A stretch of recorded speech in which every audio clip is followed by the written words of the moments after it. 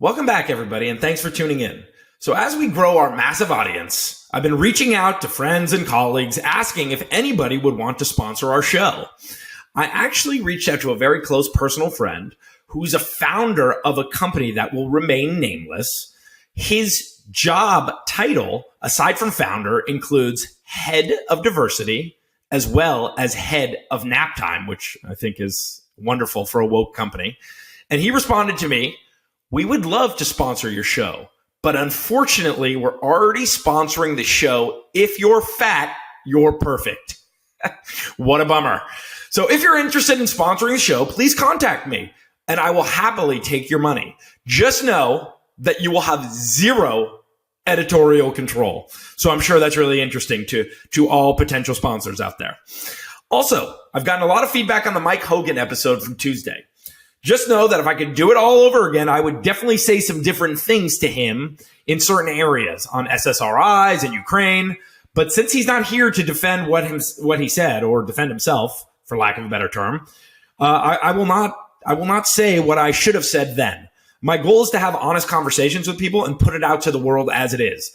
And a lot of times, like, I didn't know what an SSRI was, but he said it and I reacted the way that I reacted.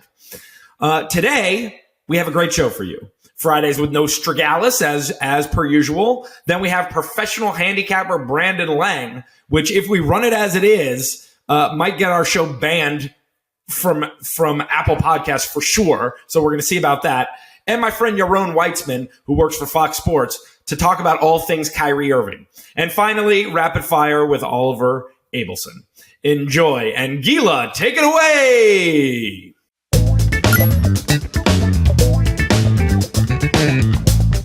Welcome back to If You're Fat, Lose Weight. And back by popular demand, we have to give the people what they demand. The always entertaining, the man who says, "Dude, better than any other person I know," in a segment we continue to call Fridays with Nostra Gallus, Jason J. Neil Gallus. How are we doing today, my man? Couldn't be better. Nice sunny day in Miami. Get to talk to you. Same ordeal here. Wonderful, wonderful. Well, it's Wednesday. We're recording on Wednesday. And, when do you head to the Super Bowl? I leave tomorrow. Are you excited? Very, very excited. Wish you were coming. I'm sorry I'm not coming, but you'll have other FOGs there to be with people that are much more important than me. You have your whole party situation lined up?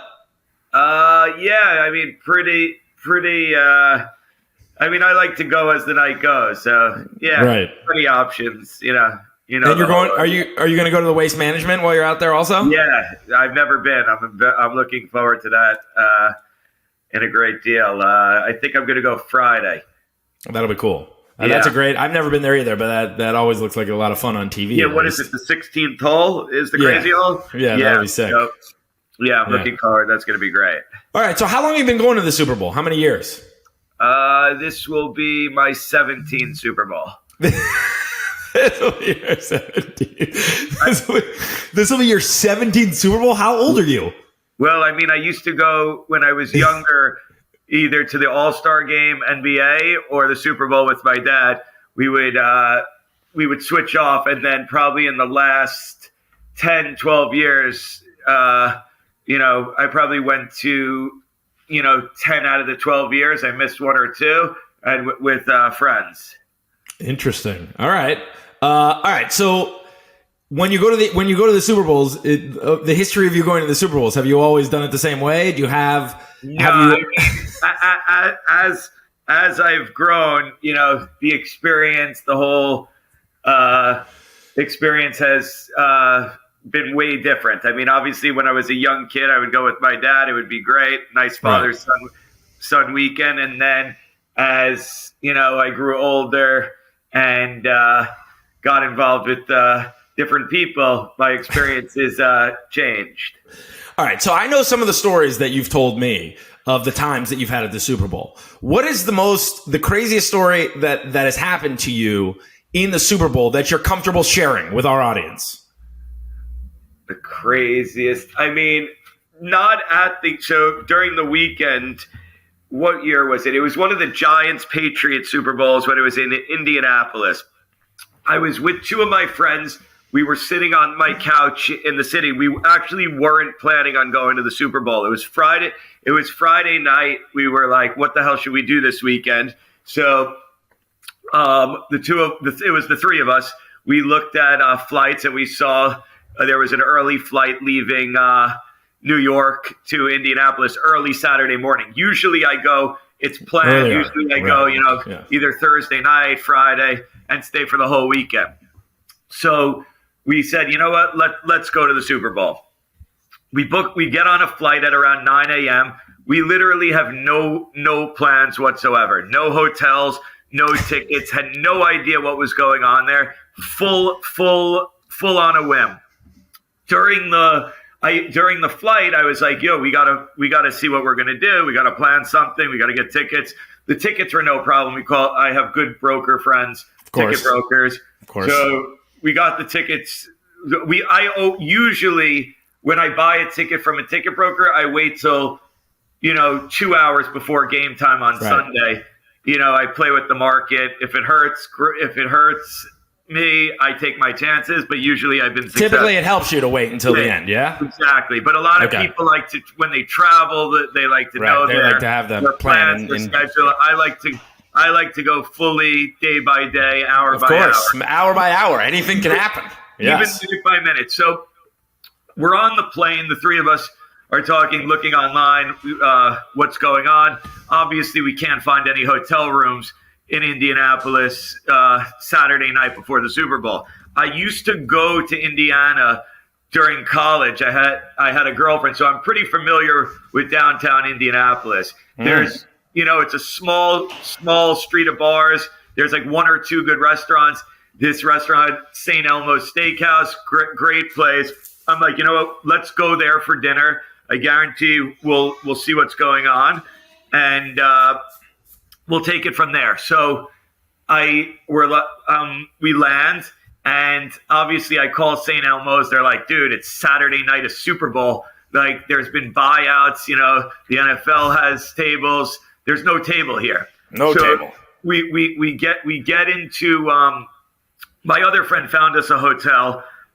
Got a couple rooms, and as we're going to the hotel, I'm like, you know what? Watch this. So I recall up probably 20 minutes later, and I pretend one of my friends is European that I was with. So just like within just looking at him in the corner of my eye, I call up St. Elmo's and I make up an accent and I pretend that we're on the Germany Air Force One, which is the presidential plane. And I pretended that Angela Merkel, the chancellor, who was at the time the chancellor of Germany, her son was making a last-minute trip to Indianapolis, never been to a Super Bowl before, and was recommended to eat at this restaurant. They're like, no problem. We would love to have you. We'll make a table for you. So and so. So they didn't question it at all. They just said. It was so it was so ridiculous that I don't know if I pretended like it was like the office of the embassy from the plane. It was like, obviously you're not Angela Merkel calling. You're the son. Correct. You're somebody else. You're the liaison. As we're usually sometimes if I can't get a reservation, I make up a celebrity or something. Right. This is one of your great things that you do. Yeah, I could pretty much get any reservation. Right. Besides the Omakase sushi restaurant within an hour of time anywhere in the world. Not to be racist at all, but Asian restaurants it doesn't work at. Well, why is that racist? That's a fact. Yeah, right. So as we're driving to the hotel, I'm like, dude, like we can't just like walk in three idiots and pretend you're the president's son. So as we're driving, I start looking in Indianapolis off-duty police officers to hire. And for some reason, there was like 3 or 4 ads that came up, like off-duty police driver, off-duty police security guard. And I called up all 4. No one answered at the time. I guess they were all booked up for Super Bowl. And as the hours passed, all four of them called me back, and they all said they were down for the job. So what I was planning was they were going to be our Secret Service detail. So they meet us at our hotel, and two of the guys' cars were actually Indiana State Troopers. I guess those were their cars. So wow. we had we rented a Suburban, and we literally had a motorcade. So you had one in front of you, one behind you, basically. Yeah, we had the one Indiana State Trooper car in front of us, our car, and then the other Indiana State Trooper behind us. So when we got to St. Elmo's, the steakhouse, I'm like, first off, the police actually we never told them that. We told them that this is Angela Merkel's son, that security got stopped at the border with something. So they actually believed that he was the person. So when we got to the restaurant, we made them go in there and do like a security check. You know, everyone was looking. They actually set up a table for security also. So every time my friends would go to the bathroom, they would rush. And in that restaurant was probably every celebrity. The commissioner was there. It was great. So we took that, and we basically rolled with it the entire weekend. Every single party, every single club, we would roll up with the flashing lights. They would put us in, and I mean, it was too funny. It was too funny. It was great. So they would roll up. They would like go into the restaurant and like do like a fake secure, like they walk and make sure. Correct. There was like a big knife, you know, like for steak knives. It's a steak house, huge. Yeah. So they made as we walked in, they made one of the security guards made sure that no one touched any of those knives till my friend was seated at the table. You really can't make it up. Oh boy! So, that was too funny. Did they go in the game with you, or that wasn't? We dismissed them the next morning. They left at like 7, 8 in the morning. Wow. Well, hey, every time you come on here, we learn something new, and honestly, every time you come on here, I learn something new. So thank you for sharing that. All right, so. So later on in this episode, we have Brandon Lane coming on, and I hope you'll stay and interview him with me. But just briefly, Brandon Lane. Yeah, he's a special one. But briefly, what are you looking at this week? What do you think? Which way are you leaning? The line is still 1.5. Yeah, Eagles are favored by 1.5. I think you got sharp money on both sides. Honestly, that's what I've read, but I don't know if that's true. Yeah. What are you thinking about? Very, very tough game. I mean, my first reaction when the line came out almost 2 weeks ago, I said to you, I believe I said it last week, that I was leaning Kansas City. Now, for some reason, it's not settling. There's a chance I take Kansas City, but I think right now I'm leaning Philadelphia. I think that they've been the best team all year. Their offensive line has been incredible. Their defensive line has been top. I mean, you know, Hurts is, you know, he's proved everyone wrong. You know, the vertical passing has been great. The running's been great. I mean, let's see. I also think, obviously, that the game is going under. Since I made that statement 3 weeks ago when the overs hit 5-0, the unders are now 7-5 in the playoffs with the 12 games. They're 7-0 after the first weekend. And the line obviously opened at 49.5. It's now 50.5 or 51, depending on the site. I think people think it's going to be a shootout, blah, blah, blah. I think it goes under. That's the one pick that is 100% in already. I have 50. I buy it to 52.5. Of course. But that's another story. Not everyone needs to do that and risk the juice. That's just for my situation. And all right, so to buy it to 52.5 right now would be minus 140. Yeah. So that would mean to win $100, you would have to risk $140. Correct. And if you just took the under at 51, you would risk $110 to win $100. Correct. Okay. All right, just so everybody understands that. Okay. Yeah, I mean, there's a lot of, you know, everyone's different, you know. Of course. There's a lot of, reasons that I don't want to share why I do that on the VIGs, but it makes more sense for me to do that, but we'll leave it at that. Okay, fair. So on your sizing, as you're thinking about this, obviously there's one game. So there's nothing else to do. Yeah, I honestly have no idea the sizing on this game. It will be it's the last day of football for the year. Right, it'll be a big day. It's definitely going to be. I mean, it might not be the biggest in the playoffs by any means, because you don't have a great feel yet. I mean, it's a Super Bowl. It's a Super Bowl right now. 72% of the public is on Philadelphia, which that's the one thing I don't like. But listen, it's one game.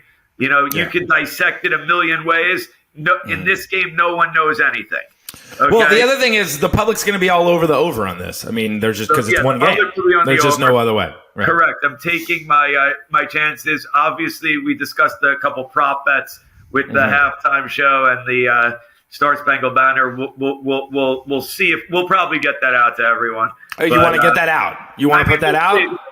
Let's see. I don't know that yet. Once I get down to Arizona, I'll get I'll get some more color on that, but we'll see. Okay, so if we put that out, we'll put it out a couple hours before. Yeah, and if we decide not to put it out, then if you want the pick, you can contact one of us. Jason probably won't respond to you. You can contact Joel. Yeah, I usually don't respond to text messages, but that's right. You're more of a phone guy. Yeah. Correct. But you'll be in the Super Bowl with all of your FOGs and who knows what you can say in front of whom and whatever else you got going on. And you got this and that and this and that. And it's going to be great. And I wish I was going to be there with you. All right. So we're going to put out our picks like normal and we'll put out unit size and everybody do what they want. Everybody will enjoy the game. And I'm looking forward to the game. It should be a good game. I do actually think that there's a chance it goes over. Only because the Eagles defense gives up a lot of points to good quarterbacks. They haven't played a good quarterback. That is a true statement. I mean, listen, the one, and this is the one thing. Even though I am definitely taking the under, there is one thing that will limit my size. This game will definitely not even be the fifth most money I put on a total during the playoffs. I do like the under, but any line in the playoffs that is over 50 points tends to go over. Just looking at the numbers, not on anything.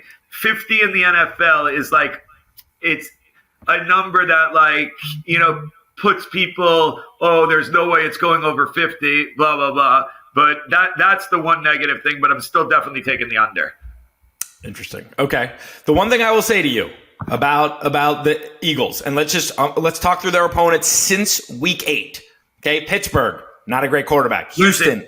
Listen, we can. This is something that you need to learn, and I've learned many, many different ways. Okay, tell me. Any given Sunday, I don't give a shit. These are all NFL teams. It doesn't matter if the NFL team is 1-14, 1-15, or 15-0. It like what's his name on the 49ers said, what's his receiver that he will put, he's obviously not allowed to gamble on the sports, but he released it yesterday that he obviously just played the Eagles last game. And he said he would put every asset he has and any future earnings he has on the Kansas City Chiefs. Who said that? Ayuk or Debo? Ayuk said that. Interesting. I didn't see that. Let me just hold on. I actually have it because I sent it to someone. All right, but here's what I was going to say, okay? And you can get mad and whatever and tell me any given second. I have the quote. Okay. Brandon Ayuk, if I were going to bet on this game, I would take everything that I own, get it in cash, and put my money on the Kansas City Chiefs. All right, well, that could be a little sour grapes and that they didn't really get a fair shot. Okay, but let me just say, Pittsburgh, Houston, Washington, Indy, Green Bay. Okay, that's, I think, the best quarterback of that group of 5 teams. Tennessee, New York, Chicago, Dallas, New Orleans, New York. So the 2 best quarterbacks in that group of teams that I just mentioned were Green Bay and Dallas. Green Bay scored 33 points and lost to the Eagles, and Dallas scored 34 points and beat them, and it was Minshew, so that doesn't count. But they still scored in the 30s. I'm just saying that would be the one thing that would give me pause if I was analyst or professional gambler, which I'm neither. And that's why we defer to you. No. You have a point. You can handicap this game 10 million ways. Of course. You yeah, know, totally. A Super Bowl to me is all about the feel in during the season. No one could say they have an edge on this game. It's just, you could follow a million patterns. You could do this. If it fits your pattern, you take this side. No one has an edge. There's the line. It's a Super Bowl. It's the most bet game, second most bet game this year after the World Cup, because it was a World Cup year. But no handicapper, no professional gambler has an edge. And, the casinos, like I say, try to get 50-50 on each side. Got it.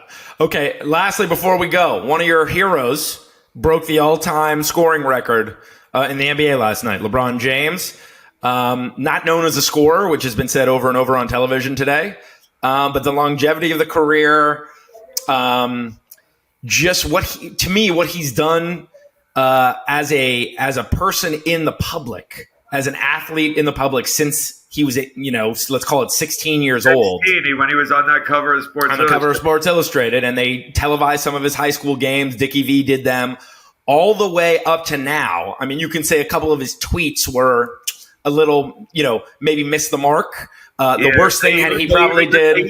They even rubbed me the wrong way. Right. As one of his heroes. And probably the worst thing he ever did in public was the decision, which, if you're talking about bad things of a career, that's the decision. Okay, he went on television and said he was leaving Cleveland. Okay. And he raised money for charity. I mean, sue the guy. Okay, maybe not the best decision, but I'm not going to hold it to him. I mean, a guy in the public who has done what he's done, been the father that he's been, given back to the community the way he's done it. And there's a lot of LeBron slander and hate out there from people that I speak to that makes no sense to me. It makes me sick. Like the people literally are uneducated when they talk about him in the negative way. Right. And what he's done, I mean, look, there will never be a person that will be able to replicate what he's done from the day he was in high school, say senior year in high school, until now. What is this, year 20 in the NBA? Yeah. No, not even close. It's 2023 right now. Sports medicine, sports science is way different than the years Michael Jordan played. Oh, yeah. Michael, we don't need to get into that debate right now. Who's better, LeBron, Jordan, whatever. Jordan would never, ever be able to do what LeBron is doing now with modern medicine and the way the athletes, build their bodies and everything. Yeah, I mean, he spends over $1 million a year on his body. At least all in with everything, $3 to $5 million. Also, what he said was yesterday in an interview with another friend of mine, Wilbaum. Yes, another one of your friends. Yep. It said that, it's sad for him. He can't even go to the movies. He can't go to Target, he said. He's been every time he steps out of the car is a full parade or can't do anything. Especially, you can play a violin for the guy on that, but I mean, he chose to move to LA. He probably had a better thing going in Cleveland, but yes, he's insanely famous. Listen, and so is Michael Jordan, and these people can't walk down the street. He was born in Cleveland. Yeah. He in the year that Cleveland won that championship, first off, his performance in that finals, you couldn't even, begin to say how incredible. He brought more money to the city of Cleveland between restaurants, the total economy, than Cleveland will ever do in our entire lifetime by tenfold. Yeah, I've always said I think he's the most underpaid athlete of our generation, and the idea that there's a salary cap in basketball makes it so that he is. Because if you had a salary cap but you didn't have individual salary slots and individual salary maxes, which is the only sport that has it is basketball. If you didn't and you could pay him what he's worth, he might make $60 million a year, maybe 70. I mean, what would Cleveland pay for him if you had $100 million cap? What would they pay him? They pay him $75 million? Yeah. I mean, dude, it's incalculable. Last night, the most expensive ticket in LA, obviously it's Hollywood, went for 68,000. The pair, someone paid 34,000 each for courtside. Wow. I mean, it's year 20. Obviously, that record. I don't know if that record will ever be broken again. Will that, Joel? Or it seems very unlikely that a record of that nature, when they're talking about potentially cutting the season down, and a guy who has never sustained a major injury 20 years into his career and just played at a high level this long, I do not see, with all the built-in, rest games that happen now, I don't see that ever changing. I don't see that. So my that record point ever was being broken. that people still today, and including me, I'm a fan, go to the arena every night his team plays, no matter where he is in the country, and people will either put, there's, it will be a special event for the family or whatever, just to see the king. And it's pretty crazy that he's actually going to stay. His number one and only dream is to play on the NBA court with his son, Bronny. Where is Bronny going next year? Do they know yet? No, he's a senior. Is he a junior or senior? It's high school's over after this year. Yeah.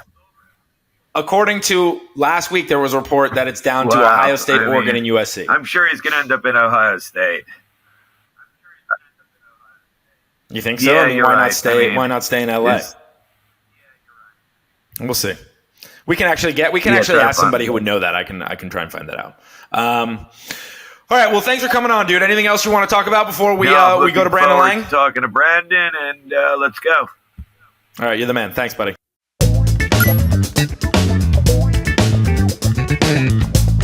Welcome back to If You're Fat, Lose Weight, and we are honored to welcome one of the great handicappers in the world, a man who has had a movie made about his life, Two for the Money, where he was played by the impossibly handsome Matthew McConaughey. All right. A man who I met at National, the famous golf course, where not only did he read amazing greens, but he showed me a risque pictures of his ex-wife who he met at a strip club. Brandon, I'll take that out if you want me to. The legitimately famous and always entertaining Brandon Lang. Welcome, my man. Thanks for joining us. You don't have to take it out. She was a narcissistic whore who I stayed in a relationship for 12 years because of my daughter, and I was waiting for my daughter to turn 12 so I could kick her to the curb, and I did. Now I'm about to turn 60 years old. I've been taking testosterone and Deca. I'm shredded. Look like I retired from the Raiders like a year ago. I'm absolutely ripped, shredded. Never looked better in my life. Slaying it on Hinge.com. It's unbelievable. Hottest. It's ungodly right now that I turned 60 at the end of the month. And to look this good, guys don't look like this in my demographic. So these women on Hinge are just going cuckoo for Cocoa Puffs. It's fishing with dynamite. It really is. And at the end of the day, all the movie did for me is all I have to say to these chicks when I meet them is I show them the Matthew McConaughey, Al Pacino picture with me in the middle, and they see that picture. And I'm like, listen, so it doesn't matter, baby. So we get in the bedroom, you just close your eyes. Here comes Matthew McConaughey, baby. I'm all yours. He has gotten me laid so much. You ever see him and say thanks? Since I've been single. We talk about once every 2 years. If I'm in LA, my buddy Chris Case is real good friends with him. Nice. I leave him alone, though. One thing you need to know about actors is that when they take on a role, they're you for that 6 months to a year. And when that's over, they now completely detach and go to that next role. Right. And that's it. If they bump into you or whatever, my man, what's up? They give you so much of their time and their energy because they know it means the world to you. But after that, it's like you took that stripper in the champagne room and you fell in love for like an hour and you spent money and you did blow with her and you felt like you were going to get married. And then you go back out in the main room and you see her and she acts like she doesn't even know you. That's exactly what it is. Totally. What do you mean? What do you mean you don't know me? I just did a line out of your ass. And now 20 minutes later, I see you. I hear you won't even wave to me. I spent $600 on you. I smack your side of your head. So that's kind of how me and Matt are, minus the on the blow. So, that's terrific. All right. Well, thank you for that tangent. All right. Well, so you're a professional sports handicapper. So just give us a little bit about your website, what you do, and then take us on a tour of your thoughts for this weekend. It's just brandonlang.com. And, you break it down and it's just me and 10 handicappers. It's been there since the movie came out in 2005. Listen, when you're picking games every day and you have a movie made about your life, it's kind of unfair because people expect me to win every single day. Yeah. And it's humanly impossible to do that. I've been doing this for 30 years. I had the best college football season of my career. Oh, nice. The best. But then I just Did you really? Yes, but now let me finish. But then I had the worst bowl season of my career. NFL, I had an average NFL season. You couldn't have had a good NFL this year with the public every game on the primetime games winning. Yeah, and so the NFL playoffs, I'm 5-1, and I'm a backdoor field goal in the Jacksonville KC game from being a perfect 6-0. If you remember what happened, they got the fumble at the 5-yard line. They get it to the 20. It's 2nd down and 2, and he throws the pass to Tony to pick up 13 yards. Yeah. The next series of downs, he runs it 3 times and punts. Listen, you fat fuck.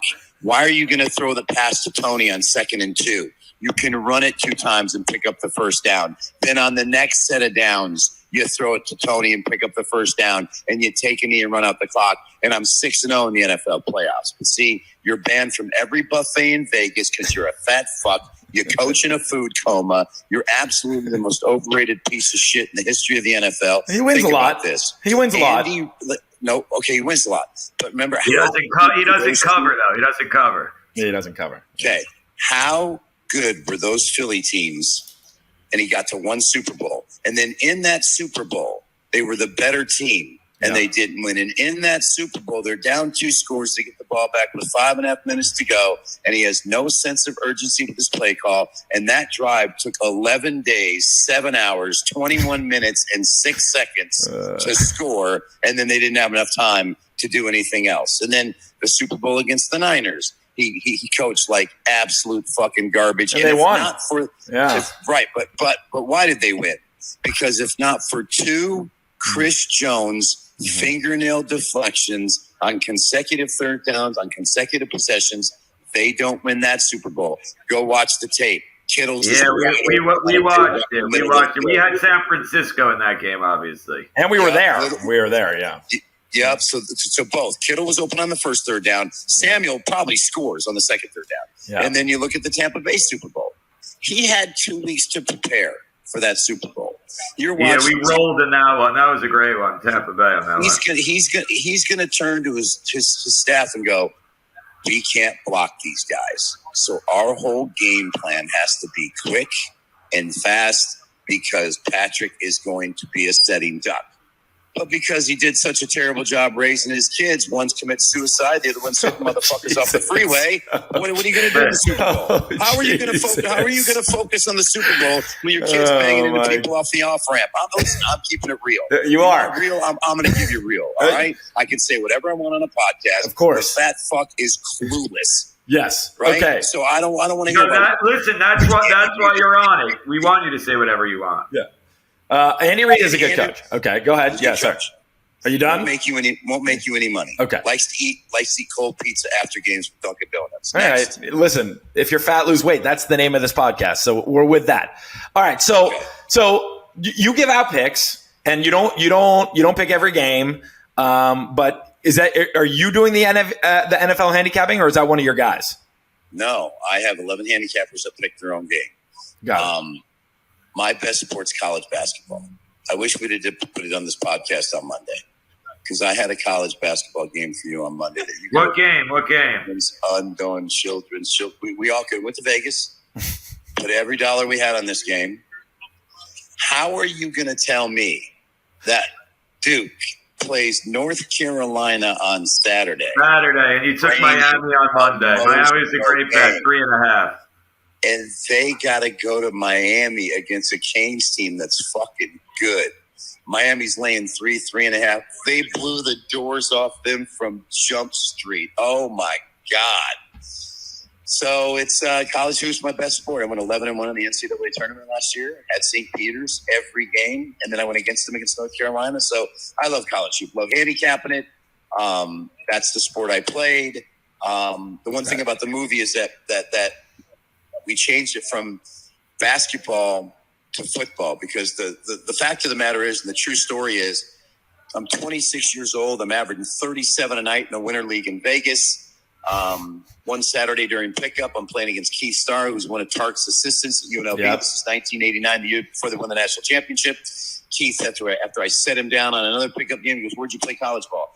I said, "I didn't." I said, "I joined the Navy, had a few MAC schools, preferred walk-on in the Big Ten, but I said I just didn't want to go to college." So I said, I literally, by the way, I'm sitting here at Radio Row right now, and Jim McMahon went right by me, and he's in a fucking wheelchair. Oh, no. Like, he ain't even walking. He's in a fucking wheelchair. That's sad. Oh, my God. Holy shit. How old is Jim McMahon? Can't be that old. Let's see. He's getting up.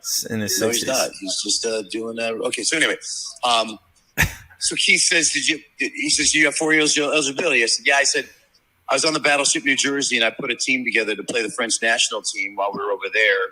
I said, "I scored 40. I said, "They offered me a scholarship to play with David Robinson at the Naval Academy, but I didn't want to commit 6 years." He goes, "Listen, I need a guy like you. You're not going to get a lick of playing time, but I need a guy in practice who's not afraid to talk shit, and all you do is talk shit and you back it up. He says, I need a guy like you." He says, "Come down to Tark and meet Tark's restaurant Thursday night." So I go down to Tark's restaurant. I meet him, and this is like April 20th. I sat down, and Tark goes just like this. "Keith tells me you could play." I said, "Tark, I wouldn't be here if I couldn't." He says, "I have one question for you. Can you get good grades?" And I said, "Tark, I'm 26 and I'm white. What do you think?" And he starts laughing. And after he finishes laughing, he looks at Keith and says, "I like this guy." He says, "I tell you what." He says, "You enroll." He says, "Enroll." He says, "If you get through our preconditioning program in September," he says, "I'll let you walk on." I said, "Fair enough. Nice meeting you." Keith walked me out and said, "You're in. Stay in shape." I said, "You got it." 2 weeks later, blew out my knee. Oh, God. And then the Pacino character offered me the job to go to New York. And I'm like, you know what? I can't pass this up. And so when it got to Matt, and we took Matt to a playground, I had a basketball and a football in my hand.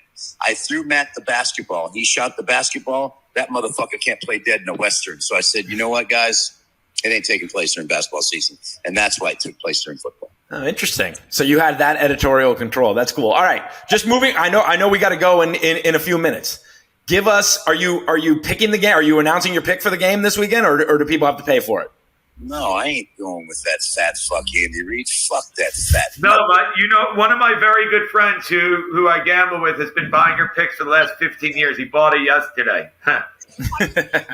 So we already have somebody who bought your pick. Yeah, one of my very friends. You know the guy well. And the reason why is because I get the hype of Casey and Patrick Mahomes, but this isn't a very good Kansas City team. Mm-hmm. They should have lost to the Chargers twice. They should have lost to the Raiders. They should have lost to Houston in Houston. They probably should have lost to Denver twice. They were the worst team in the NFL against the spread this year. I think they only covered 4 games the entire year. Mm-hmm. Jacksonville had them on the ropes. I really would have loved for Jacksonville not to fumble at the 5-yard line and cut that to a 3-point game and see how Casey's balls would have got a little tight as Jacksonville was playing loose and they were coming. Cincinnati's defense got Joe Burrow the ball back twice in the last 7 minutes, and Joe Burrow completely imploded. Joe Burrow took his fist and fisted the entire world. No lube with what he did in the last 7 minutes. He was fucking garbage. Let me say this. I have more respect for Dak Prescott, who after the press conference of the Niner game said, listen, our defense played well enough for us to win this game. I wasn't good enough. I didn't do my job. And I'm telling you right now, that's never going to happen again. You know what Burrow said after the game? Well, you know, you learn from your wins and you learn from your losses, and we'll learn from this. No, Joe, you need to learn from this because you fucking sucked in the last 7 minutes of the game. And now I got to handicap the Kansas City Chiefs in another godforsaken Super Bowl. So at the end of the day, what you have is you have a Philadelphia Eagle team with a superior offensive line. They are going to be able to run the football. They have a superior defensive line, the best defensive line in the NFL since the 85 Bears. 4 guys with 11 sacks or more. They are coming, and they are coming, and they are coming. Mahomes will make some plays, but let's talk about Mr. Mahomey. He's played 8 Super Bowl quarters. He's been garbage in 7.5 of them. I don't trust him. I don't trust Andy Reid. I think the Eagles are the better team. They've been the better team all year. Jalen Hurts is 9-0 against winning teams this year. He's 16-1 straight up. They've been the best team all year. I will lose with Philly before I try to win with the Kansas City Chiefs. No, I like it, but I hate that. What are your thoughts about the public being all over Philly? It doesn't bother me at all. Yeah, I don't think it's as much public. It is sharp money. Listen, some Super Bowls are easy. And the only way that Philly's not going to win and cover the Super Bowl is Jalen Hurts does exactly what he did against the Washington Redskins.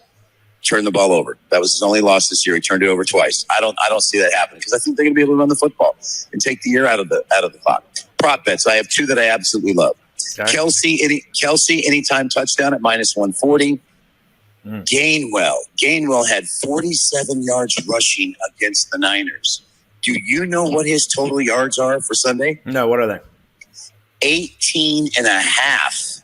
Oh, boys, I got strip bar money, porn star money, champagne room blow ecstasy money on Gainwell over 18.5. Wow, that's a lot of that's some serious stuff there. I'm going to Arizona tomorrow. You got to come hang out. I'm going to connect you guys offline. Are you going to be in Arizona for the game, Brendan? No, I'm actually leaving tomorrow. I got to get back to Vegas because I'm leaving to go to New York for the weekend. I got a little honey I've been dating. She wants to see daddy, so I got to. She's got to see daddy. You got to send us some pics of that. Well, thanks for joining us, man, and we appreciate it. And maybe next time the technology will be a little better. We can all face each other and explore it that way. But thanks again for coming on, man. My pleasure, boys. Let's do a little March Madness podcast. We'll recap the Super Bowl and we'll roll from there. This was fun. All right, you're the man. You're the king, Brandon. You're the king. Yeah, dude. All right, boys. All right. Bye-bye.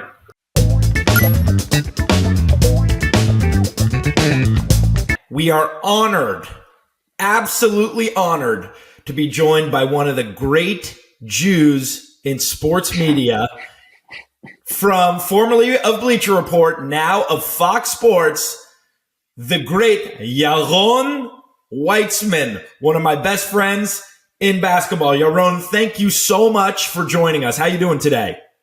Good. What an introduction. Thank you. Not only what an introduction, but also you're a great author of Tanking to the Top, the Philadelphia 76ers, and the most audacious process in the history of professional sports. Now, that's a mouthful, but so is my podcast title. A common sense podcast about common sense topics for common sense people. So I like the mouthful, titles. And your book is great. And you were knee deep in the 76ers, but that's not what we're here to talk about today. I contacted you early today. We are recording this on Wednesday, and you were gracious enough during a very busy trade deadline time for you to join us for 15 minutes to talk about everybody's favorite topic, Kyrie Irving. So thank you very much, Yaron, for joining us. No, it's nothing I enjoy speaking about more than Kyrie. So there you go. Yeah, okay.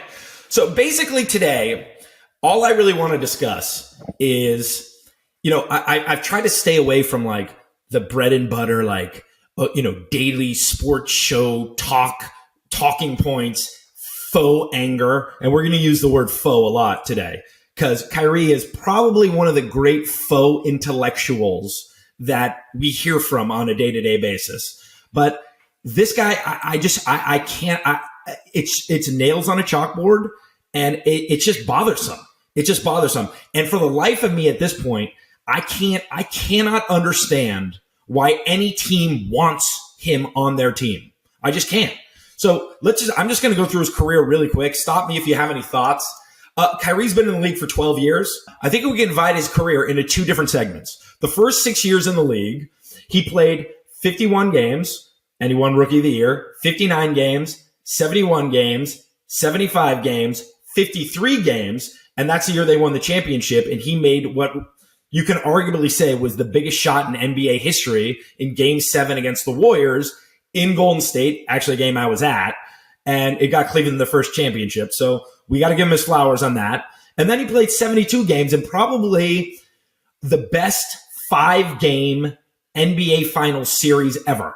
That was the fully loaded Cavs group against the KD Warriors, where, you know, in Game 4, KD came down and made that 3 over LeBron that put them up 3-1, and then they rolled in Game 5, which was a very competitive finals against probably the two, you know, arguably, you know, two top 5 teams of all time.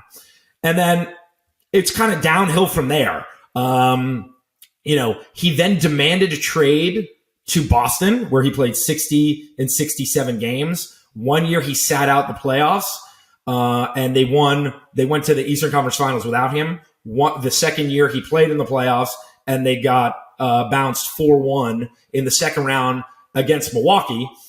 And then he signed in Brooklyn, where it's just been just a horrendous 4 years, where he played 20 games without KD, 54 games, and with the Harden KD group, where they got bounced in the second round after Harden and him both got injured. And then obviously everybody remembers 29 games last year after refusing to take the vaccine. And then 40 games this year after his anti-Semitic rant to start the season. So anything you want to say, Yaron, before we really dive in? I mean, I just said a mouthful there. Yeah, I would actually add maybe another division. I think you can kind of, if you divide it, it's like young Kyrie on those junky Cavs teams. That would kind of be one. Then the LeBron return would be 2. And then sort of that'd be where I'd make one of the lines. And things were great. And then that last year in Cleveland, right before he asked for the trade, when he basically, and it's kind of ironic thinking back to it, but right, he didn't want to play in LeBron's shadow anymore. He didn't like that. Said, I believe that was the first time he threatened to sit out, right? I believe the reporting on that is that he was going to get a knee surgery if they didn't trade him. That there, I feel like, is sort of the beginning of phase 3, you know, in terms of whatever we are now. Because Boston's where things started to get wonky, where he's committing to the team and then not committing, and he's that weird performance against Milwaukee where he wants to guard Giannis, which was really strange, just blowing it off. I feel like that's where things kind of went off. And then, like many, use the word for intellectuals, like many, is he a millennial? I guess is he a millennial? I don't know, whatever his age, but like many people that age, the COVID era sort of threw him through another loop, it seems like, right? And just everything that happened there sort of triggered some more changes in the way he approached his life. How's that? And the way he kind of thought about himself. And yeah, I mean, that kind of leads us to where we are today. Yeah, I mean, it's wild. I think, yeah, thanks for filling in those gaps. And remember in Boston, he also said, I'm going to sign, if the city will have me, I'll be here for the rest of my career, or whatever he said. Exactly. I don't remember exactly. So everything the guy says is just, last 2 weeks ago, he said, I'm never going to leave 7, right? Talking about KD. I'll never leave 7. 2 weeks later, he demands a trade. So there's 2 aspects to me that are really confounding. Okay.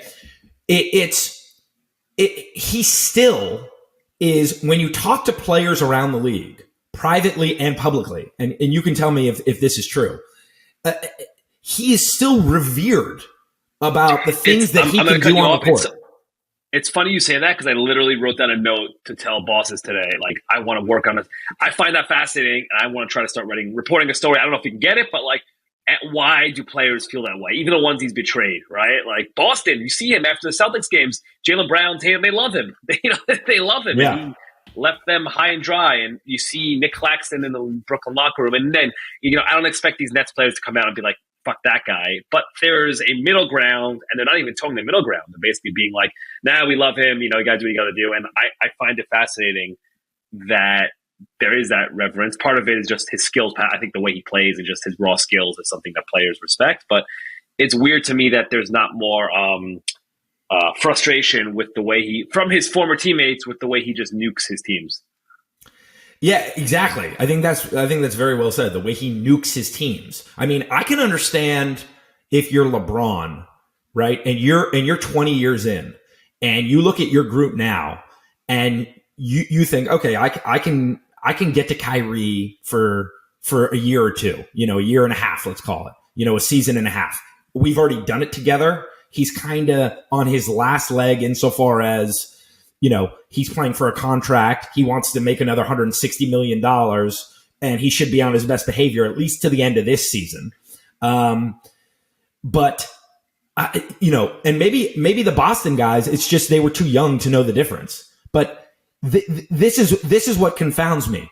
Every team since in let's call it phase 2, phase 3, with the back half of his career, every team has been better without him. That's the craziest thing. Like the Boston group was better without him. And I forgot about that crazy performance in game 5 where he's just like guarding Giannis, like on his own win. You could see on his own. It seemed like he even like, not that they would have said yes, but like he didn't run and tell the coaches like and ask for it. He just kind of started just picking him up, right? It was really weird. It was wild. Okay. Yeah, which, we should give Harden some credit too, though, before we move on. I mean, Harden demanded out of the Nets 1 year after demanding out of the Rockets. And I'm no Harden sympathizer, but I think the reason was because of Kyrie. I mean, he basically said it without just coming out. No, it's interesting you say that, right? He might be like the one exception to the players who like don't seem to have an issue, and he seems like actually the one exception who was like, nah, like I don't. I see where this is going, or I'm not here for this. So yeah, that's a good point. And he's a guy who hasn't won either. I mean, he's been on the doorstep a bunch, which really makes it interesting. Okay, now before, so is he the worst? I hate hyperbole, and I hate the idea of, is this the best ever? Is this the worst ever? But literally, I think we're in a place now where Kyrie Irving can be thought of as the worst high-level teammate of all time. Okay? I mean, it's a discussion now. And like, I'm not for the sports radio stuff, but it's a discussion. I'm going to throw a couple of just a few names at you. Okay? And you tell me what you think. I'm just going to throw the whole list. I just was like Googling worst teammates of all time. Okay. And from our era, because we could talk about Wilt Chamberlain, but to be fair, you and I weren't there. And so, Bill Russell won a bunch of championships. Wilt Chamberlain could score 100 points seemingly one night and then decide the next night he would rather have 30 assists and not win. I don't know how. I wasn't there. I can't speak to it. But the guys that we've seen, Terrell Owens in all sports. Okay. I'm just a list. Terrell Owens, Barry Bonds, Vince Carter, Manny Ramirez, Allen Iverson, Kobe Bryant, Gilbert Arenas. Okay, Gilbert Arenas was on my mind just because he pulled a gun on. If you pull a gun on somebody, that might be the leader. Like you can incite anti-Semitic violence. Okay, you can draw a direct line, but Gilbert Arenas brought a gun into the locker room, so I don't know how to quantify it. I think I kind of lean with you, like a card game gone bad. You pull a gun on each other. Was it on the plane or in the locker room? Wherever it was, the locker room, I believe. I think he might be worse. Okay, Dwight Howard, Dennis Rodman, John Rocker. So anybody else besides Arenas stick out to you as? So if I take this conversation uber seriously, right, I'm going to remove the baseball players because that's an individual sport, right? So even if you're a bad teammate, like Barry Bonds was still contributing to winning, right? And Manny, all that stuff. Massively, yeah. And I'm going to remove Terrell Owens because it's also a bit of an individual, wide receiver. Yeah, he was a pain in the butt, but like he was trying and all that stuff, And the guy played a Super Bowl on a broken leg, I believe. So we're going to remove there. So Dwight Howard's a funny one. That's kind of like an opposite extreme. Like, I don't know. It just seems like all his teammates, it's almost like the opposite Kyrie. Like, none of his teammates liked him ever, it seems like. I've never spoken to anyone about Dwight Howard. That's all just, secondhand and reading and things like that. But he seemed to have a impressive ability to to get on bad sides of teammates really quickly. wherever he went. So, but again, it's the I'm saying Kyrie. Okay, not even. We'll ignore. I'm going to ignore the off court stuff in a way. Like I'm going to ignore the specifics of the off court. Right. Again, so like obviously the anti-Semitic stuff hits a tone, strikes a chord with me, and all that. But I'm going to ignore. I'm just going to put all that under the umbrella of drama. And again, I'll use the same phrase. He just seems to have a way to nuke seasons in a way, a very unique capability in terms of being able to do that. Just to take over and have like it's almost like a fog that just comes over the team and just chokes them, right? So I'm going with him. I'm going with Kyrie. Yeah. I actually agree with your point. Like Dwight Howard is like legitimately the polar opposite as far as like just immaturity and rubs teammates the wrong way. But like you could make a strong argument when Stan Van Gundy was like ahead of his time with the way they played with just pick and roll. With the court spread and Dwight rolling to the rim and then him just anchoring the defense. I mean, he was the best player on that team that went to the finals And I don't know. It's an interesting discussion and we're not going to figure it out. Us two, as smart as we are. But the last thing I would say is I just want to read this quote from Kyrie from yesterday in his introductory press conference when he was asked why he took down his apology tweet about the anti-Semitic book that he retweeted earlier in the season. I stand by who I am and why I apologized. I did it because I care about my family and I have Jewish family members that care for me deeply. Did the media know about that beforehand, before they called me that word, anti-Semitic? No. Did they know anything about my family? No. And then he goes on and on and on, talking more of a word salad. And so he's blaming the media for not understanding his family ties to Judaism. And to me, it's nonsensical blabber from a faux intellectual. And this really strikes a chord with me personally because I have a faux intellectual in my family, my brother, who you can't have a real conversation because they're offended that you're asking them to describe how they feel in a way that's rational. They can't answer a question. That's a word salad that means nothing except for blaming the media. And it goes on and on. I could have read more and more and more. And I don't even, it's nails on a chalkboard to me. Anything to add? Yeah. So at his, I guess it was one of the first press conferences when he came back in Brooklyn after the suspension. And I forget why, but I asked him, I had like one of the last questions and I asked him, I don't remember how I phrased it, but I asked him something along the lines of you say you want to speak out on things sometimes, but sometimes you don't want to. I forget exactly how I phrased it, but basically asking, how do you decide? Try to set him up, but trying to be passive, right? And how do you decide when it's okay to speak up and when not? I forget what it was in reference to. Maybe because you're saying he doesn't want to talk about, he's a basketball player. He doesn't want to talk about whatever the movie or whatever it was. And basically his answer was, I want to be able to say whatever I want to say without being criticized for it, was the answer. I forget the exact quote. And to me, it just gave away the whole game there, right? Like when he said that, it was just like he wants to be able to say anything he wants to say.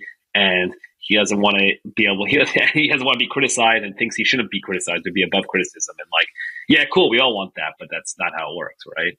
It just kind of gave away of everything he said. So yeah, I agree. Yesterday, to me, the press conference stood out. Things stood out yesterday was like he feels free again. It's interesting looking back that clearly he was spooked or worried about his future, or like because he did. I don't see he's on best behavior. His public comments he was teetering, but like since coming back, his public comments were more reserved and he wasn't going full Kyrie while in Brooklyn. And yesterday I was like, oh wait, yeah, that's the Kyrie. Like he's back. Like we're back all over the place with the word salad. I think is the phrase you used. I like that. I called it Kyrie Mad Libs, just like the same phrases. So he clearly feels free to be like that again, which is interesting. And I guess I'll say good luck to Dallas on that one. I don't know. Good luck to Dallas and good luck to him. I think that's a poor calculation. There's not going to be – there wasn't a team that wanted him this offseason, and that's why he opted into his contract. So, I guess we're going to see what happens. But Yaron, thank you very much for coming on. We want to be respectful of your time. Go track down a story and break a trade. And you're a great man, and hopefully we can talk to you again soon. Thank you, buddy. Thanks, Yaron.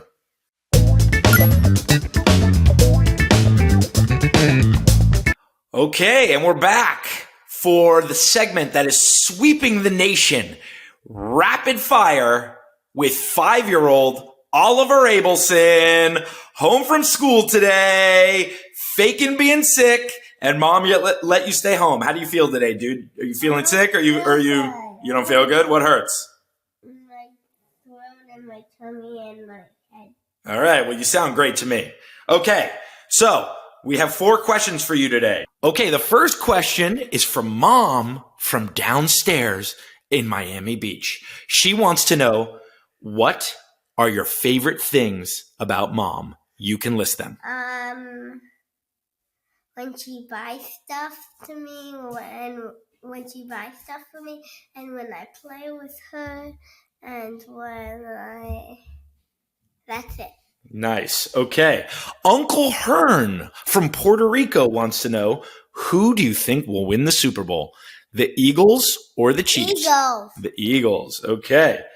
A D, because they fly. Yeah. Fly, Eagles fly. That's actually what they say. That's what they say at the games. Fly, Eagles fly. And they go, Pacaw!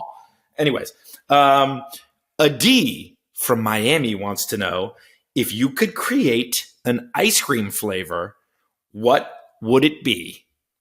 Any flavor that you could turn into ice cream, what would it be? Ooh, this has stumped you. You have no idea what ice cream flavor you would want. Strawberry. Strawberry. Okay, good. They have strawberry ice cream, but that's okay. And finally, Nana Nancy. Okay, fine, then the wall. The wall? Yeah. Oh, the wall. Yeah, that would taste good. And Nana Nancy. Wait, what was that? Nana Nancy wants to know, does Oliver have a girlfriend? Yeah, What's her name? I'm not telling you. Okay, good answer. All right, dude, thanks. Anything else you want to say to the people? Just kidding. My name, her name is Georgia. Oh, nice, dude. All right. Spread the whole world. Yeah, now everybody's going to know. Anything else you want to say to the people before we talk to you next week? No. All right. Thanks for coming on, dude.